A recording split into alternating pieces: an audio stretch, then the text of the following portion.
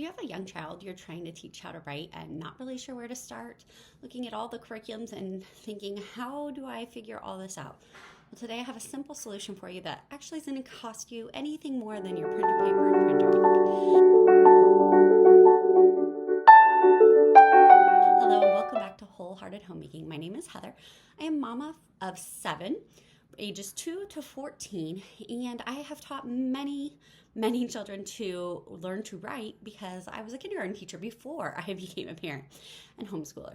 So today I wanted to share a couple of quick tips and tricks and give you some free materials at the end to help you better teach this subject, because handwriting can be overwhelming, especially when you look at the current curriculums and things that are out there. It feels like there's a lot you need to buy and you need to do it early or you've missed the boat.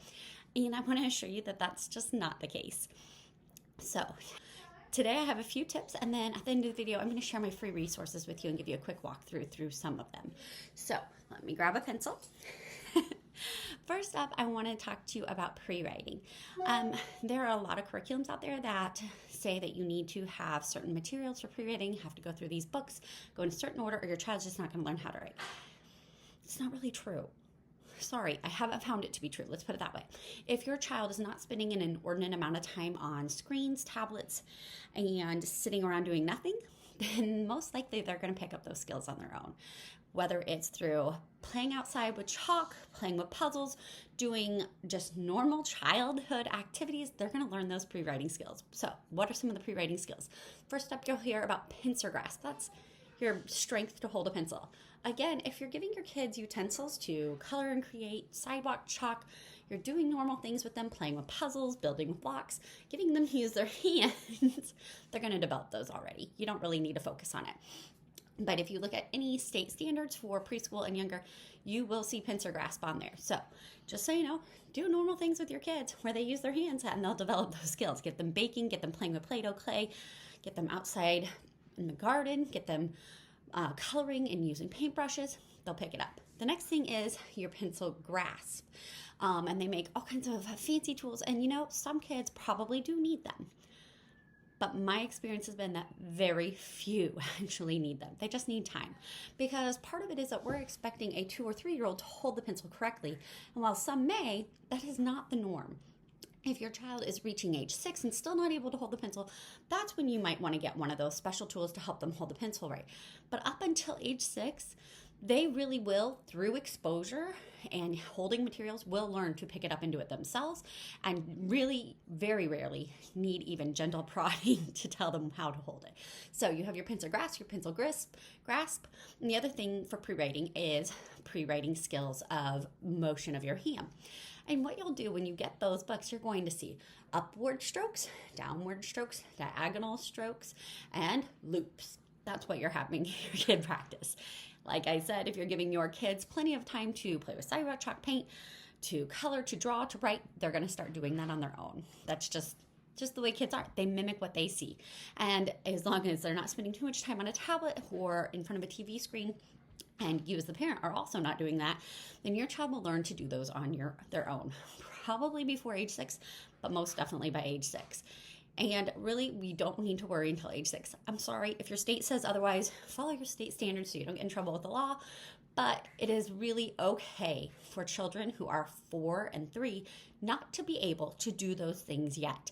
A lot of times when we see a child struggling or developmentally delayed in their handwriting, it is simply because they are not at that level of maturity yet. Every child's different. It's okay. I've had children who were ready very early, and I've had children who it took a little longer. And you know what? As they've grown up, they've all kind of evened out in the end, and that's what studies are showing nowadays anyways. And so I just wanted to give you that little caveat about pre-writing skills. Give them the normal childhood things, and you don't need to buy all the special workbooks and materials, right? And then what do? Very simple. For years, I used a couple of great writing curriculums, and I really did love them. I can't remember what the first one was called. The second one we used was from Simply Charlotte Mason, and we still have some of their materials because we bought PDFs, and you can print them out over and over. And they have a really great writing program as well. However, I didn't want to keep spending money on handwriting when I could teach my children myself.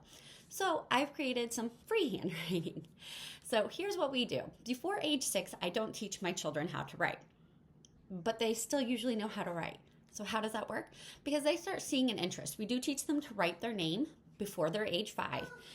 And then over time, they begin to start to develop a desire to write like everyone else around them. They want to take notes.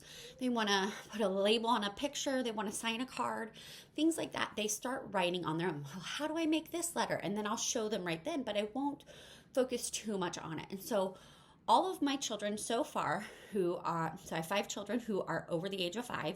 They all knew how to make all their letters before they were age 6. And that was not because we did special workbooks or anything like that. It's simply because they had an interest in letters and writing. 90% of my students in kindergarten also were that way before they started. They have an interest in letters, guys. And so when they get to age 6 and I start formal schooling, they already kind of know the letters. They may not know all the sounds. We're still working on that. And they may not make all the letters perfect, but they know what they are supposed to look like, at least in uppercase form.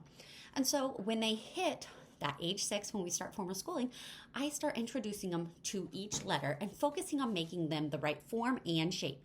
We follow a lot of Charlotte Mason's methods, but not 100% here. And hers, you're going to give them a book and you're going to have them copy a sentence from it. Well, maybe you wouldn't choose a chapter book, but you're going to have them copy a sentence from it.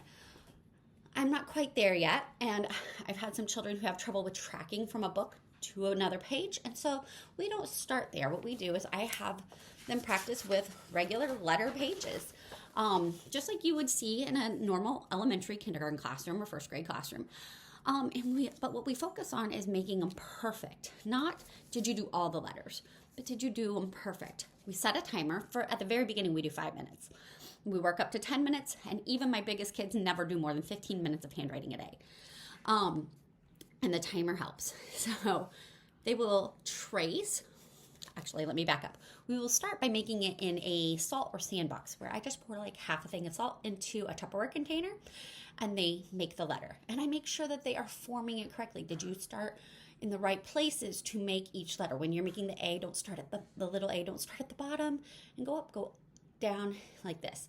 We practice in the salt tray until I feel like they've kind of gotten it. Usually doesn't take very long, but each child is different.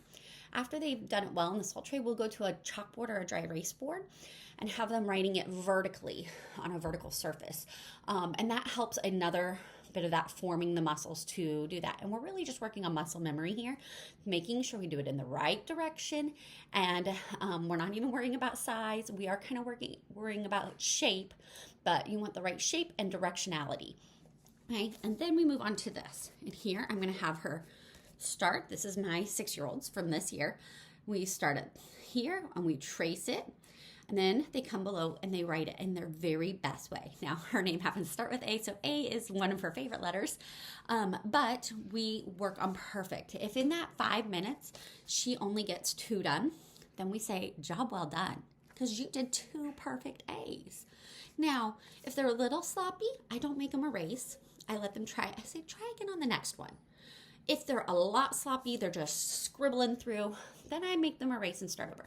But if they've done their very best effort, I say, well, that was really good. Let's see if we can make it a little bit more straight on the next one.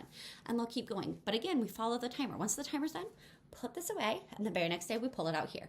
So we don't follow a specific schedule. We're following the child's schedule as we work through. Now, this particular one, I have 2 of these guides free in my shop. I have a Beatrix Potter and Winnie the Pooh, and they both start out exactly the same, going through the alphabet like that, where you have, sorry, this is one she's doing next week, so she'll be doing the D, and then she will, the next day, do a few more. And again, I don't make her do the whole line. We set the timer, do your very best work, then we move on. And then after we get through all the letters in the alphabet, this is the part that differs in each of my books that I have available in my Teacher Pay Teacher store for free, is that I have a word for each letter. And the point of this isn't to be words that they can necessarily read, but words that are familiar with the text. So you can see I had Winnie the Pooh and Beatrix Potter. That's because we read those before year 1 usually with the child. So they're familiar with the characters and words for it. So like, going through Winnie the Pooh or Beatrix Potter, either way, you're going to come across acorn, and it's going to be familiar. You may not be able to read it on your own, but when your mama tells you, that says acorn, and you start writing it, you're like, oh, acorn, acorn.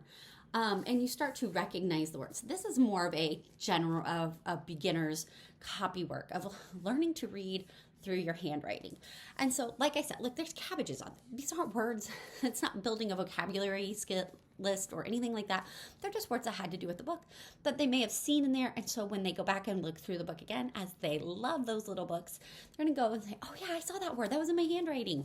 And they'll remember it. And then after you get through those letters, which that won't take very long, it's just a review. Make sure that we got all those letters. We know how to make them in the right shape. I'm working on sizing a little bit. That's why we have the lines. Then you have quotes. And this is more like Charlotte Mason's copywork. And so they're going to directly copy underneath. And this helps those so they don't have to worry about tracking from the book to their page. They can just copy right underneath. And that's it. That's all I have. So this is my year 1 student book. Printed it out. It's free in my teacher store, like I said, and I just bound it at home. And she's going to work through that this year. She will probably finish it before the end of the year, but she may not. It just depends. My last child was able to do both the Winnie the Pooh and the Beatrix Potter. That's why there's 2, because she was just flying through it, and her handwriting was impeccable. Not all kids are. I have a lefty. Some of them take a little longer. But I have other also available in the teacher store. I have nursery rhymes, and this one is very simple. You just have the familiar nursery rhymes there. I also have poetry. I have some scripture in King James Version if you are looking for that. And then my newest free offering is my fall copywork, and I have print and cursive versions available to you. And these are super simple. They have 3 different options, both in the cursive and in the print, but I have one that you can display and do in a traditional copywork, maybe use it for memory or recitation, whatever you want, print it out. You probably won't print it out in a binder like this because I just did that for my own bookkeeping, but no child's going to do all of them. And then you're going to have the tracing one, which is really what I'm going to be doing with my year 1 this fall, because she's not quite ready to do this big of a copywork, but I wanted to expose her to some of the poems. And so she's going to just trace. That's not copywork, that's just typical.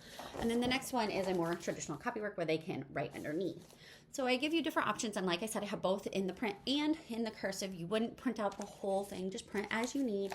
And you can utilize that in your home for some free copywork.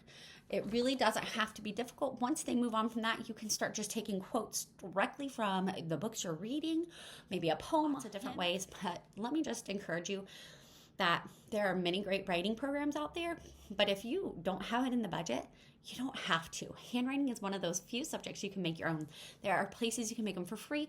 I downloaded some fonts online, use it in my word processing program, and make whatever I want for handwriting. There are so many options out there that I would hate for handwriting to be one of those things that people are breaking the bank on. So all of my handwriting is free, both on my blog and in my Teacher Pay Teacher store. And if you have any questions, please let me know. I would love to help you to better understand copywork and how to do handwriting in your home. Thank you so much for watching. Have a great day. Let us go forth and serve the Lord and our families wholeheartedly.